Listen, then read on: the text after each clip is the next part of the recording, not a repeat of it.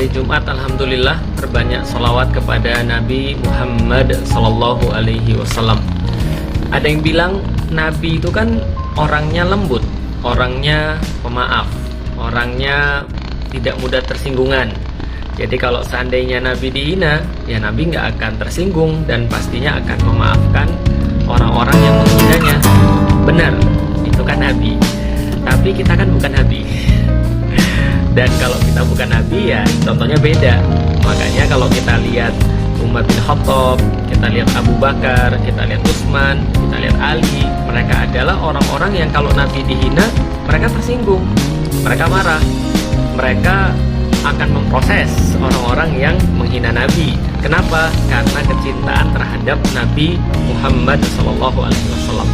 Dan kalau orang sudah punya cinta, ya pasti dia akan mau untuk menampakkan kecintanya itu. Ya masa sih kalau seandainya bapak kita dihina aja kita marah, lantas Rasulullah Shallallahu Alaihi Wasallam dihina kita nggak marah? Ini kan ada sesuatu kelainan. Terus ada yang bilang, enggak, kalau bapak gue dihina gue juga nggak marah. Ya terserah lo deh. Ya berarti itu ada masalah sama lo, bukan sama gue. Yang berikutnya ada lagi yang bilang, itu kan bukan karikatur Nabi. Kan mereka nggak pernah ngeliat Nabi. Kalian juga nggak tahu Nabi. Jadi ya ngapain tersinggung, itu kan bukan karikaturnya.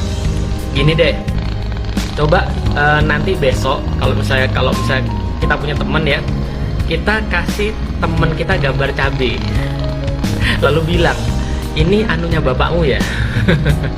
Kalau nggak palanya di sliding gitu. Kenapa? Ya karena penghinaan itu yang nggak harus pakai gambar asli. Lagian kalau seandainya itu gambar asli ya nggak ada masalah gitu loh maksudnya. Tapi kan justru karena tidak ada satupun yang bisa menyamai Rasulullah, justru itulah kemudian ketika digambarkan, apalagi digambarkannya dengan yang sangat ekstrim gitu ya, dengan sangat menjijikkan, dengan sangat misframing itu, maka ini menjadi masalah besar. Makanya kita harus tahu, jangan sampai kita ikut-ikutan. Tapi ya memang inilah yang namanya Allah, cara Allah menunjukkan kepada kaum muslim. Jadi ada orang-orang ketika ketua partainya dihina, ketika pemimpinnya disindir, ketika kemudian ya taruhlah atasannya dikritik gitu ya, itu langsung ngamuk sengamuk-ngamuknya. Bahkan sampai ngelapor polisi, bahkan sampai wah segala macam lah dilakukan. Tapi ketika Rasulullah Shallallahu Alaihi Wasallam dihina, mereka mencari-cari alasan.